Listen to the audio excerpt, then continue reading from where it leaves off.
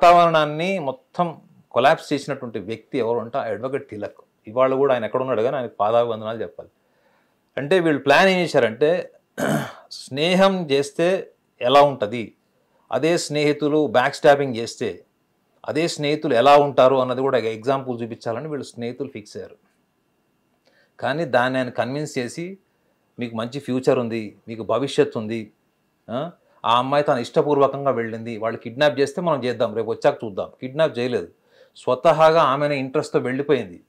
ఆమె వెళ్ళిపోయినప్పుడు మీరు ఏం చేస్తారు? తప్పు పిల్లవాడిది ఏమవుతుంది? అమ్మాయిది కదా తప్పు, అమ్మాయి కదా వాళ్ళని ప్రవోక్ చేసింది, అమ్మాయి కదా వాళ్ళతో పాటు వెళ్ళింది. ముక్కు మొహం తెలియని వాళ్ళు 6గురితో కలిసి వేరే రాష్ట్రంకి వెళ్ళిపోయింది ఆమె. సో అప్పుడు ఆ అట్మాస్ఫియర్ని చల్లబడ్డానికి కారణమైనటువంటి అడ్వకేట్ ఒకవేళ అప్పుడు లేకపోయింటే ఇవాళ ఆ ఫ్యామిలీ మొత్తం ఎలా ఉంటుండేదో ఇమాజిన్ చేయండి. సో ఇందులో చూసే కోణం ఒకటే ఉంటుంది మేడం. 90% నవీన్ గౌడ కేసులో స్నేహితుడు చేసినటువంటి వెన్నుపోటుతనమే ఉంటుంది తప్ప మనోభావాలు దెబ్బతిన నేను చాలా సూటిగా చెప్తున్నాను.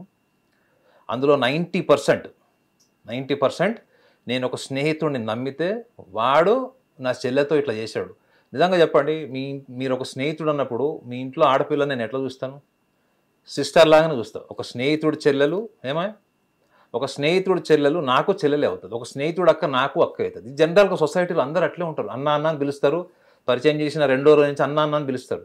కానీ ఇక్కడ ఏమైపోయిందంటే వీళ్ళకి ఇతనికి స్నేహితుడితో ఈగో ప్రాబ్లమ్స్ లేవు, as a friend out side తనకి ఈగో ప్రాబ్లమ్స్ లేవు, క్యాస్ట్ డిస్క్రిమినేషన్ లేదు. కానీ ఎక్కడ ప్రాబ్లం వచ్చింది? అది తన కుటుంబం పరువు ప్రతిష్టలకు వచ్చేటప్పటికి అక్కడికి అది ప్రాబ్లం వచ్చింది. కానీ అతను మర్డర్ చేయడానికి కారణం మాత్రం ఈ కులం యొక్క ఆధిపత్యము, కులం యొక్క ఆత్మన్యూన్యత, వాళ్ళ స్థాయి ఇది కాదు మేడం. 90% ఒక స్నేహితుడితో మనం స్నేహం చేసి ఆ స్నేహితుడిని గుడ్డిగా సరే మనం ఇంట్లో లేనప్పుడు కూడా ఆ స్నేహితుడు ఇంటికి వెళ్ళి కుటుంబ సభ్యులతో మాట్లాడి భోజనం చేసే స్థాయికి మనం ఒక వ్యక్తిని నమ్మినప్పుడు అంతే ఈక్వల్గా మీకు యూటర్న్ తీసుకునే ఎమోషన్స్ కూడా ఉంటాయి. అక్కడ ఓన్లీ మీరు ఎమోషనల్ యాంగిల్ మాత్రమే చూడండి. నేను చెప్పా కదా, నేను 20 ఏళ్ల కింద చూసిన కేసులో ఆ రెండో బ్రదర్ ఎవరైతే ఉన్నాడో అమ్మాయికి, అతను ఈ రోజు కూడా వాళ్ళని అవాయిడ్ చేస్తాడు, ఈ రోజు కూడా వాళ్ళని కలవడు, వాళ్ళున్న సమాజంని అబెండన్ చేశాడు. ఈ రోజు వరకు అతను ఆ అమ్మాయిని చూడలేదు. మీరు నమ్ముతారా? మిగతా కుటుంబ సభ్యులంతా కలిసిపోయారు, పేరెంట్స్ కలిసిపోయారు, వాళ్ళ ఎల్డర్ బ్రదర్ కలిసిపోయారు, వాళ్ళ కుటుంబాలు వాళ్ళ ఫంక్షన్స్ గెట్ టుగెదర్స్ అంతా బాగుంటాయి. కానీ ఈ రోజు వరకు కూడా వాళ్ళ యంగర్ బ్రదర్ ఆయనతో కలవలేదు. ఇంకొక ట్విస్ట్ కూడా ఏంటంటే ఆమె పెళ్ళప్పుడు